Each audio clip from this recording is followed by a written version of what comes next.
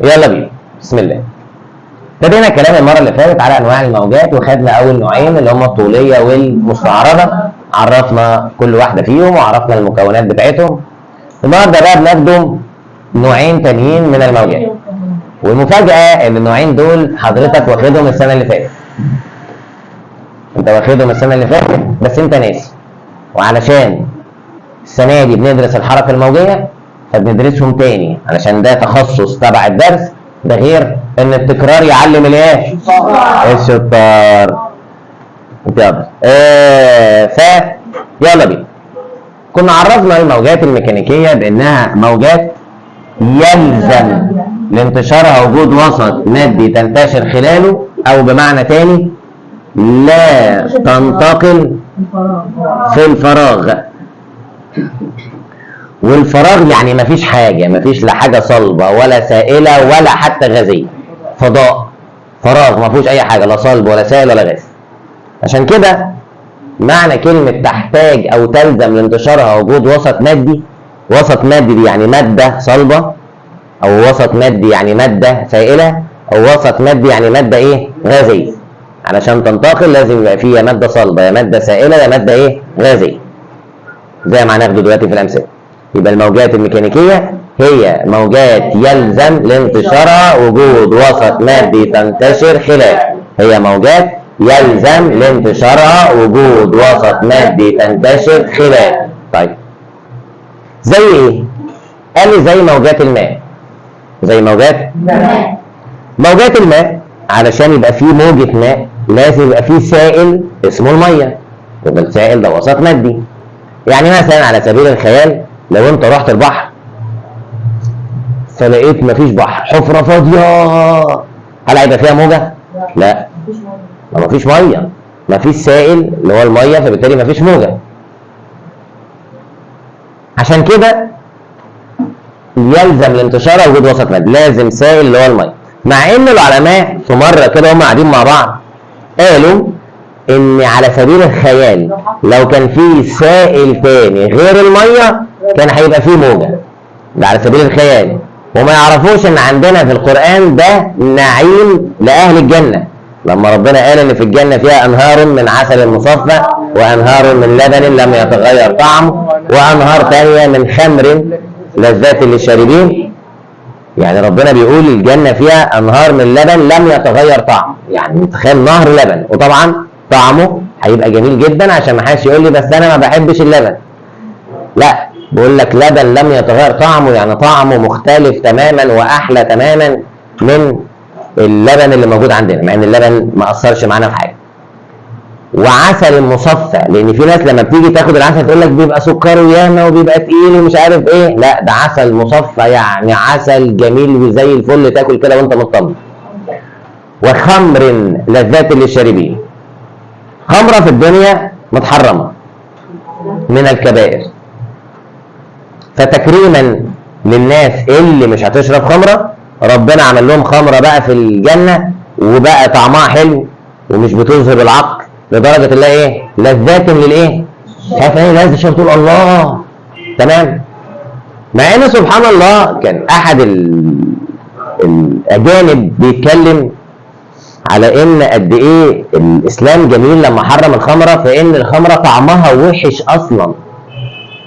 دي عباره عن عنب حمضان بيعصروه وتفاح حمضان بيعصروه، فهي اصلا طعمها وحش. يعني تخيل ان الشيطان بيضحك على الناس عشان يشربهم حاجه طعمها وحش لمجرد ان هي بتبقى انت كده شيك او مثقف او مودرن او متفتح.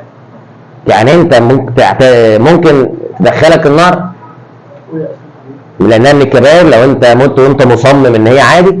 او يا سيدي حتى العلماء قالوا ان اللي بيشرب خمره ويخش الجنه ممكن ربنا كعقاب يحرمه من الخمره بتاعت الجنه، اللي هو يخش الجنه وكل حاجه بس الخمره دي لا مش هتشرب منها، مش انت دقتها في الدنيا؟ لا ما انتش ضايقها. وزي زميلكم ما بيقول السجاير، ريحه السجاير منفره عن معظمنا، يعني خلاص يعني معظم ايه خلاص، بس اللي بيشرب سجاير لا متضايق من الريحه ولا مضايقاه ولا اي حاجه. وكأنه بيقول لك ان الشيطان، تخيل بيضحك عليك ويخليك تشرب سجاير اللي هي ريحتها وحشه، او خمره اللي هي طعمها وحش، وكأنه سبحان الله يعني. اصل انت عارف مثلا لما ايه، انت عارف لما الشيطان يضحك عليك بحاجه حلوه فتقول مش قادر مقاوم طعمها جامد، لا دي حاجه السجاير خلي ريحتك وحشه، والخمره اصلا طعمها وحش وبتوصل العقل وممكن تخلي الواحد يعمل جريمه وهو مش حاسس. فزي العلماء ما قالوا، مع انهم بيقولوا على سبيل العلم، بس هي موجوده وربنا عرفها لنا علشان يشوقك للجنه. ف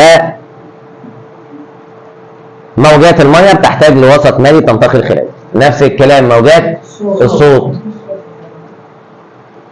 موجات الصوت موجات ميكانيكيه لا تنتشر في الفراغ.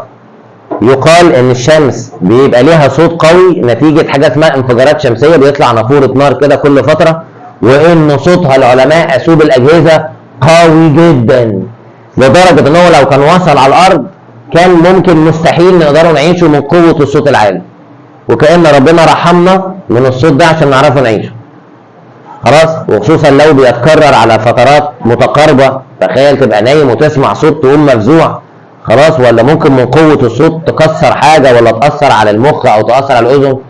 فمن رحمه ربنا لا بنسمع صوت انفجارات الشمس، ولا كوكب انفجر جنبنا، ولا نجم انفجر جنبنا، ولا اي حاجه، ولا اصطدام النيازك ولا الكواكب اللي جنب، ولا اي حاجه. الصوت لا ينتقل في الفراغ. طيب بس يا مستر كاتب لي جنب الماء موجات مستعرضه وجنب الصوت موجات ميكانيكيه. لان الموجات الميكانيكيه والمستعرضه، الموجات الطوليه والمستعرضه جزء من الموجات الميكانيكيه والكهرومغناطيسيه، مش كده خدناها الاول الطوليه والمستعرضه، والنهارده بياخدوا الميكانيكيه والكهرومغناطيسيه.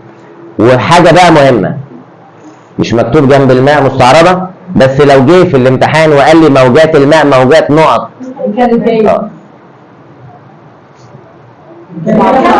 ايوه كده لازم نكتب الاثنين، ميكانيكيه مستعرضه. طب انا كتبت ميكانيكيه بس او مستعرضه بس للاسف تنقص، يبقى لازم تكتب الاجابه كامله. يبقى لو سالني موجات الماء موجات نقط ميكانيكيه مستعرضه، موجات الصوت موجات نقط ميكانيكيه طوليه. طيب دي لو جات لي اكمل. ساعات بتيجي علل، والسؤال ده موجود بس لسه قدام شويه محلول. يجي يقول لي علل هي ليه موجات الماء كهرومغناطيسيه ميكانيكيه مستعرضه. خلي بالك بيقول لي ميكانيكيه ليه مستعرضه، ليه في حتتين، ميكانيكيه لانه يلزم لانتشارها وجود وسط مادي تنتشر خلاله. طب ليه مستعرضه؟ لاهتزاز جزيئات الوسط عمودي على اتجاه انتشار الموجه مكونه قمم وقيعات. فبنقول هو بيقول لك ليه ميكانيكيه مستعرضه، فعشان بنسموه سؤال براسين. ليه ميكانيكيه؟ احنا محتاجين نجاوب عليها، وليه مستعرضه محتاجين نجاوب عليها. ليه ميكانيكيه؟ لانها تحتاج لوسط مادي تنتشر خلاله. طب ليه مستعرضه؟ لاهتزاز الجزيئات عمودي على مكونه قمم وقيعات. طيب نفس الكلام لو جه قال لي علل موجات الصوت موجات طوليه ميكانيكيه طوليه، هتقول لي ميكانيكيه لانه يلزم لانتشارها وجود وسط مادي تنتشر خلاله، وطوليه لاهتزاز الجزيئات في نفس او على نفس خط انتشار الموجه مكونه تضاغطات وتخلخلات. والسؤالين دولت هيقابلونا كمان شويه. طيب تاني نوع من الموجات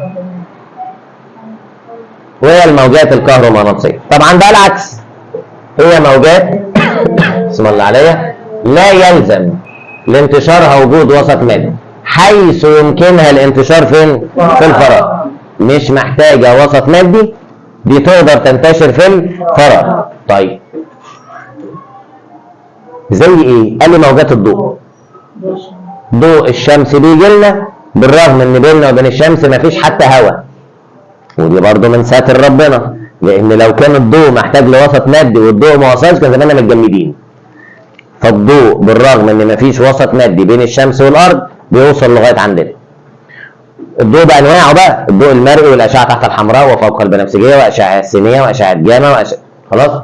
موجات الراديو بس المستخدمه في اجهزه الرادار بتاع المرور، لا مش الرادار بتاع المرور.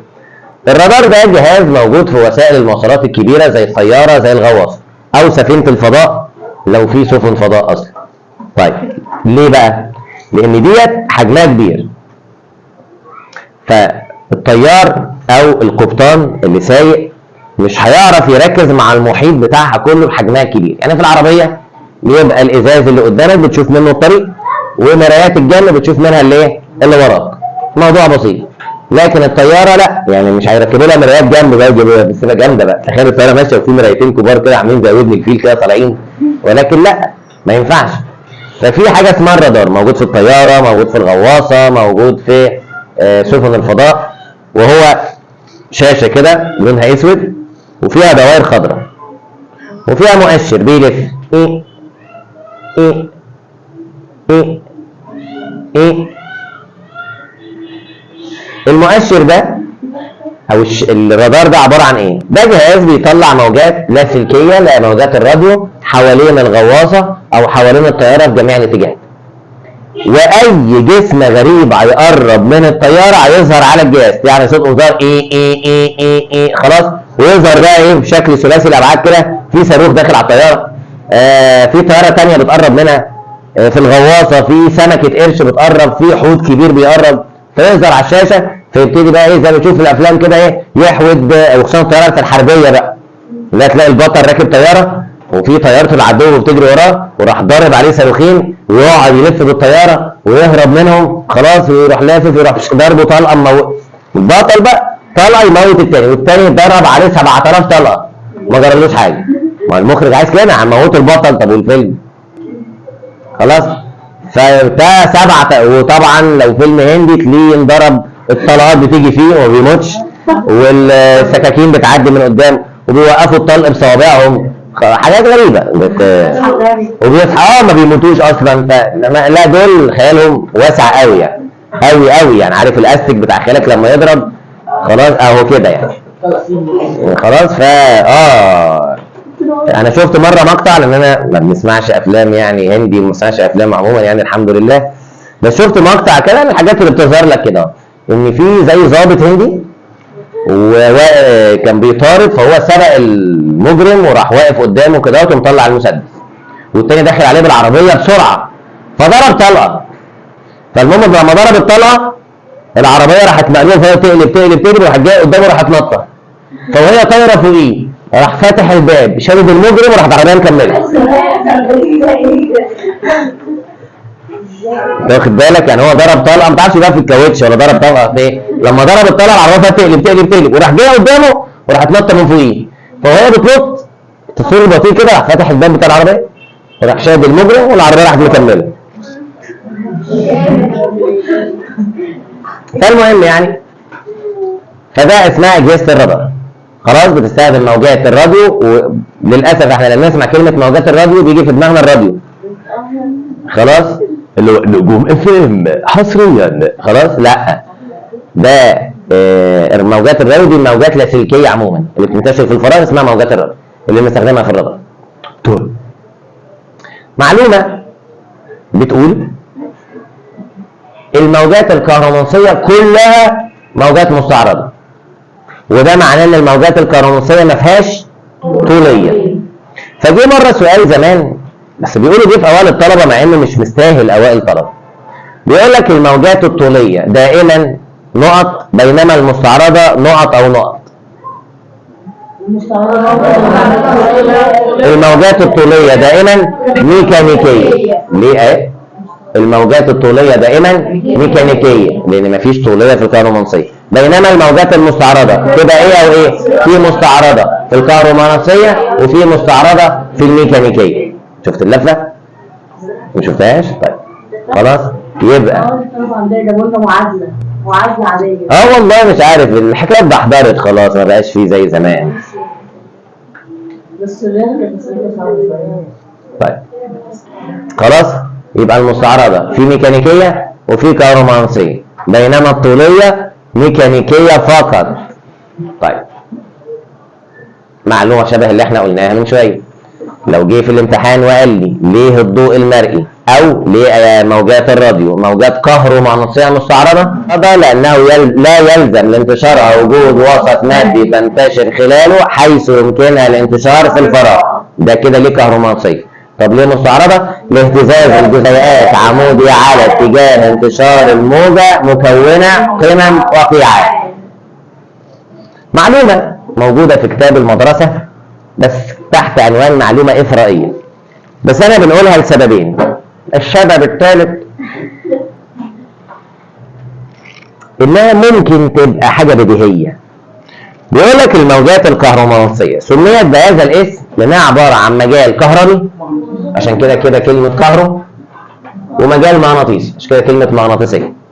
المجالين دول متعامدين على بعض، متعامدين على بعض، وده على حسب كلام العلماء ده السبب في انها تنتشر في الفراغ، على اساس ان هما بيسندوا بعض، بيقووا بعض. عارف المثل يقول لك ايد لوحدها ما تسقفش؟ خلاص، مع ان انا لو عملت كده هتسقف، بس هيبقى محتاج برضه حد، واخد بالك؟ لكن لوحدها ما تسقفش. وخصوصا ده بيقول لك في العركه لو لقيت واحد بيقول لك كابتن مش ايد لوحدها ما تسقفش، تعرف بعد كده انه هيسقف على وشك، فتاخد بالك. وبرضه بيقول لك برضه لو دخلت اسم الشرطه لاي سبب ولقيت الضابط بيقول لك مش ايده لوحدها ما تسقفش، تعرف ان في كف مخبرين هينزل على قفاك، فتمشي سليم وما تعملش حاجه غلط عشان ما تروحش هناك تدوق، علشان هتاخد كف واحد هتقول له يا باشا انا اللي قتلتها، يقول لك يا ابني دي جريمه سرقه بجد يا باشا، انا اللي قتلتها برضه، بس بالله عليك ما تخلوش يضرب لان بيبقى كف خلاص. طيب زي عشان كده بيقول لك ايه ده له كف ايه مخبرين، علشان هم ما شاء الله لازم ما هو ما ينفعش زي ايدي كده. لا ايدي دي ما تنفعش مخبرين، لان هنا يضرب المجرم يقول لك انت ايوه هرش لي تاني، ما ينفعش، لازم كف واحد. الضابط بس يغمز للمخبر كده يديله كف، الواد يقر ويعترف. هو غالبا ممكن يفقد الذاكره من الضربه، بس المهم يعترف ويقر، لان هم العيال بتبقى يعني فظاع، ربنا يهديه. فبيقول لك ان الموجات الكهرومغناطيسيه يمكنها الانتشار في الفراغ لانها تتكون من مجال كهربي ومجال مغناطيسي متعامدين على بعض ومتعامدين على اتجاه انتشار الموجه. فيعني بص كانها متكتفه كده، فتمشي في الفراغ زي الفل. طيب الملحوظه دي مكتوبه مع كمان 3 ملحوظات فيبقى 4، فيلا بينا. الملحوظه الاولانيه بتقول لك احنا قلنا ان الموجات الميكانيكيه والكهرومغناطيسيه بينتشروا في الاوساط الماديه المختلفه صلبه وسائله وغازيه. السؤال بقى، هل سرعتها في الماده الصلبه زي السائله زي الغازيه؟ ابسولوتلي اكيد لا. ليه؟ ما هو شيء طبيعي، الماده الصلبه الجزيئات قريبه من بعضها، الماده السائله بعيد شويه، الماده الغازيه بعيد خالص. فاكيد سرعتها في الصلبه غير السائله غير الغازيه. يعني سرعتها في الاوساط بتبقى سرعتها طب امتى سرعتها تبقى ثابته؟ في الوسط الواحد. برافو. يعني طول ما هي في الماده الصلبه نفس السرعه، طول ما هي في الماده السائله نفس السرعه، طول ما هي في الماده الغازيه نفس السرعه. لكن لو انتقلت من صلبه لسائله او من سائله لغازيه لا، سرعتها تختلف. خلاص، وده بيجي لك في اكمل او صوب صح وغلط. يبقى تنتشر سواء الموجات الميكانيكيه او الموجات الكهرومغناطيسيه في الاوساط الماديه المختلفه بسرعات مختلفه، عشان لو جات لي في صوب الاثنين مختلفه، في الاوساط مختلفه بسرعات مختلفه. تاني ملحوظه، مين اسرع من مين؟ كنا واخدينها السنه اللي فاتت، قال لك الكهرومغناطيسيه، يبقى مين اللي ابطا؟ الميكانيكيه. فبيقول لك سرعه الموجات الميكانيكيه اقل بكثير من سرعه الموجات الكهرومغناطيسيه، او سرعه الموجات الكهرومغناطيسيه اكبر بكتير من سرعه الموجات الميكانيكيه. وكنا واخدينها بالارقام السنه اللي فاتت 3 في 10 اس 8، وكنا واخدينها بكمان صيغه لما قلنا 300 مليون متر في الثانيه. وقتها قلنا 300 مليون دي لما حولناها لصوره قياسيه، المليون كام صفر؟ 6، وال300 كام فيها كام صفر؟ 2، 6 و2 فيبقى 3 في 10 اس 8. اما ده بقى لا، الرقم محتاجينه بالصوره القياسيه ديت علشان المسائل. مسائل ده الدرس، اخر درس بقى فيه مسائل، ما هو الوحده الاولى، لان ان شاء الله الحصه الجايه هنخلصوا الدرس، وبعد كده ناخد لنا حصتين 3 نحلوا تدريبات، ويبقى باذن الله الجمعه بعد الجايه امتحان على الوحده بقى ان شاء الله، هتشتي وهنلغوه. لا مش عايزين نضيعوا الحصص، احنا في امس الحاجه للحصص. ليه؟ علشان الوقت ضيق. يبقى تتميز الموجات الكهرومغناطيسيه بقدرتها على الانتشار في الفراغ زي ما قلنا بسرعه كام؟ 3 في 10 أس 8 متر على الثانيه. بس هتقل في الاوساط بقى الماديه، لان شيء طبيعي في الفراغ مفيش اي حاجه توقفها، مفيش حتى هواء يوقفها، فبتبقى طايره، عامل زي ما يبقى الشارع فاضي، مفيش لا ناس ولا عربيات ولا اي حاجه. مثلا بعد الفجر ولا في العيد مثلا بعد صلاه العيد بساعتين كده بتبقى البلد فاضيه، كله يا نايم، كله نايم بقى، خصوصا ان للاسف الوضع الصعب بتاع الايام دي اللي هي معظم الناس في الشارع بيضيعوا ثواب رمضان ويبقى كده يصلوا العيد معرفش ازاي. لا حلو برضو اي حاجه نقربوا بيها من ربنا، وبعد كده بقى يبتدوا يناموا بعد طبعا ما يلفوا عن دوران الاستاد ويشتروا بلالين وكده اهوت، يروحوا يناموا بقى على الصبح على الساعه 10 غيبوبه بقى، يصحى بقى على المغرب.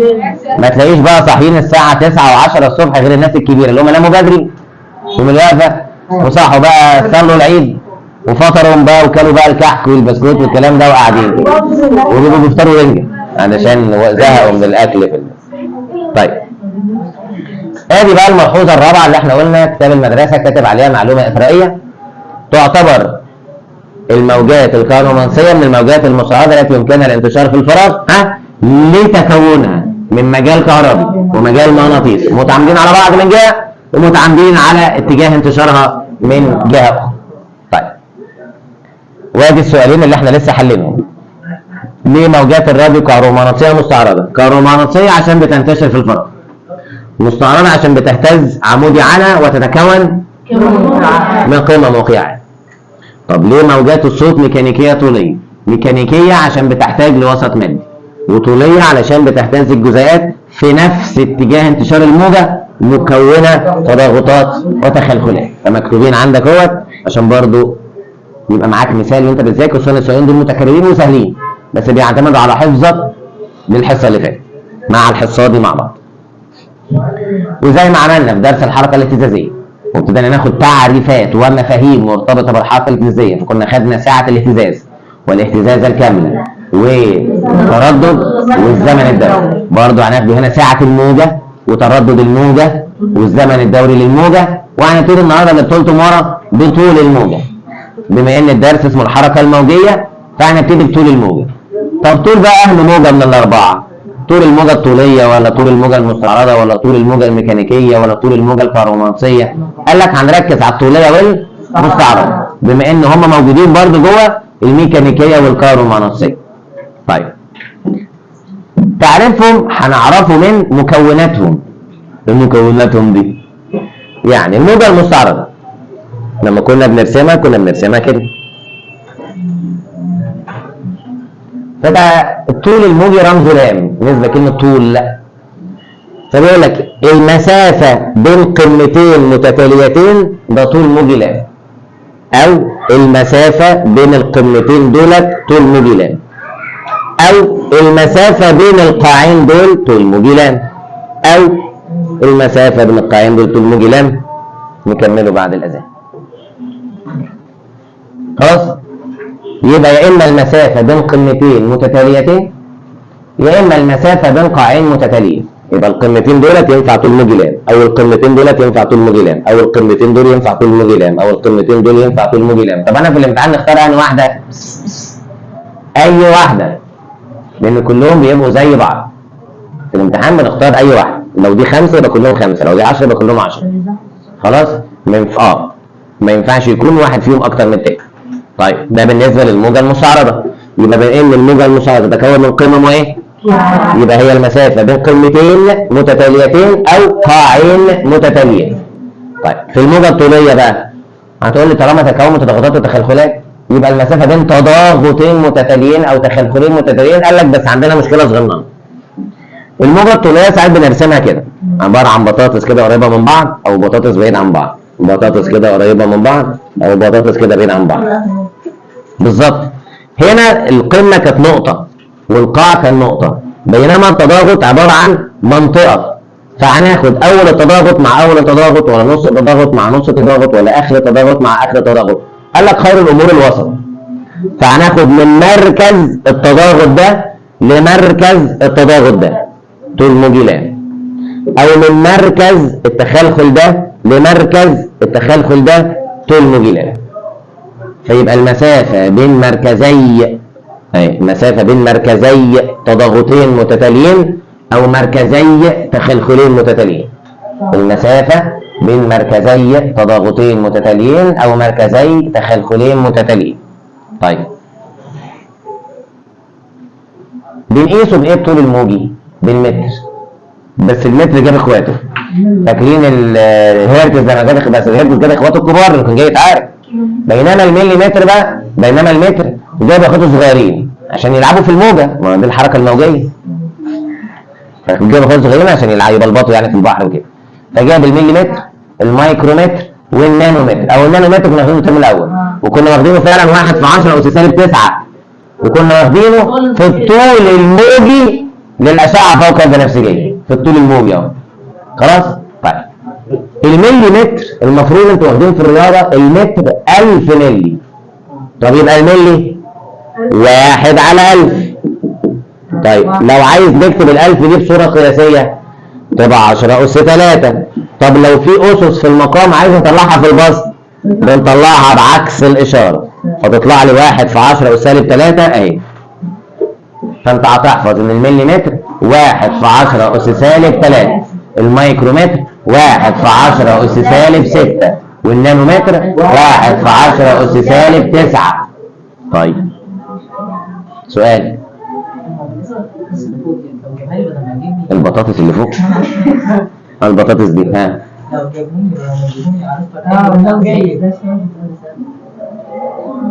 ايوه يا بدي حلول يا عم اهو، مش هما زوجيه اهو. هو لازم يبقى خط في النص يعني؟ يا ابني دي بطاطس كده رسم عادي. انت فاكرها بطاطس بجد؟ جايبك 5 بطاطسات فناخد من البطاطسايه الثالثه.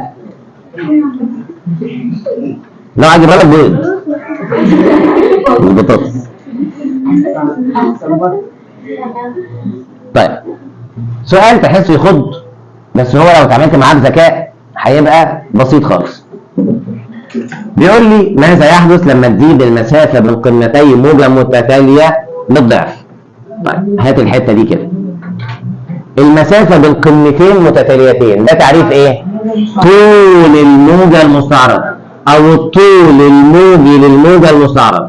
يبقى المسافه بين قمتين متتاليتين طول الموجه الايه؟ المستعرضه. زياده دي هتنزل زي ما هي، وضعف دي تنزل زي ما هي.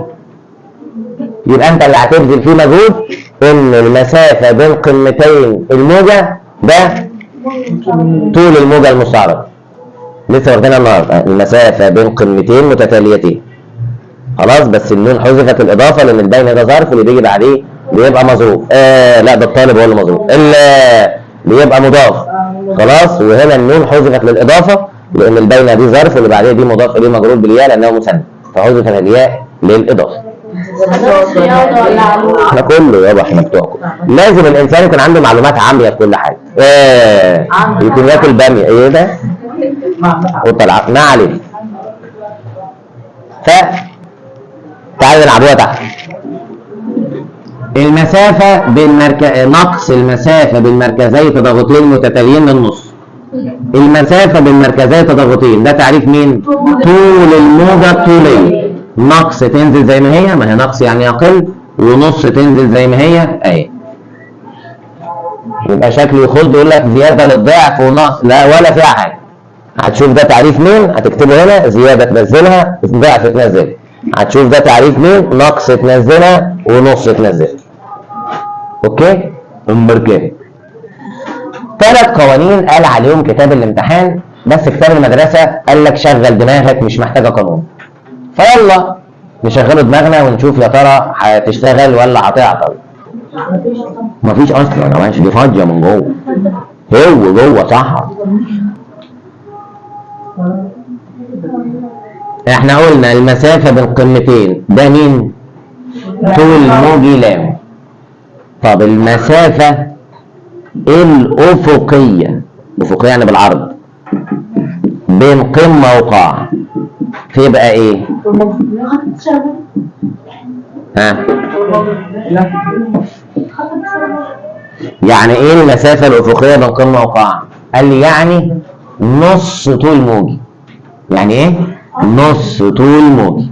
يعني ايه؟ يلا بينا. ادي قمة، مسافة أفقية يعني كده اهو، بس القاع تحت مش القاع اهو. فين النقطة اللي قدامه؟ دربيت اهي. يبقى دي النقطة اللي قدام القاع، يبقى دي كده اسمها المسافة الأفقية بين قمة وايه؟ وقاع. ديت نص دي كلها، مش دي كلها اسمها طول موجي؟ يبقى المسافة الأفقية بين قمة وقاع عبارة عن نص طول موجي. يعني لو مديك دي ب5 يبقى طول الموجي كله بكام؟ ب10. محتاجة قانون؟ مش محتاجة. بيقول لك أنا لو اديتك المسافة الأفقية بين قمة وقاع زي زميلكم ما قال من شوية، هتضربها في 2 عشان يطلع لك طول الموجي، بس مش مستاهلة قانون. لا، كتاب الامتحان عمل لها قانون. قال لك لو عايز تحسب الطول الموجي وانا مديك المسافه الافقيه بين قمه وقاع اضربها بكام؟ في 2. طب مستر وانت ماشي ورا ليه؟ طب ما تكتبهاش. لا، اولا لازم تعرفها، ثانيا ممكن تيجي في صوب. يقول لك كده المسافه الافقيه بين قمه وقاع في نص يساوي طول الموجي، هتشيل النص وتكتب؟ بس انا كاتبها لسبب ثاني بقى، وهو لا، دي ممكن تيجي في المسار العلمي وجات السنه اللي فاتت. يقول لي كده اكتب مسار علمي المسافه الافقيه بين قمه وقاع، فتقول له نص طول موجي، والافضل تقول له نص طول موجه مستعرضه، لان قمه وقاع دي في الموجه المستعرضه. نص طول موجه مستعرضه. طب نفس اللعبه، احنا قلنا لو مركزي تضاغطين يبقى طول موجي، او مركزي تخلخلين يبقى طول موجي. طب لو مركز تضاغط مع مركز تخلخل يبقى نص طول موجي. تعال نرسموها عشان انتم متنحين. ادي البطاطس اللي زميلنا كان بيقول عليها اهي. خلاص؟ من المركز ده بتاع التضاغط ده للمركز بتاع التضاغط ده، دي كده كلها طول موجي. طب انا بقى لو قلت لك بين مركز تضاغط ومركز تخلخل، دي كده بس، هتقول لي يا باشا دي كلها اسمها طول موجي، دي كده نص طول موجي. يبقى المسافه من مركز تضاغط اللي هو ده لمركز تخلخل هو ده نص طول موجه، نصها بس. طب انا لو عايز طول الموجي كله هتضربها في 2. طيب الثالثه المسافه اللي بتقطعها الموجه على عدد الموجات، ودي اشهر واحده فيهم. بيجي لك في الامتحان رسمه زي دي كده،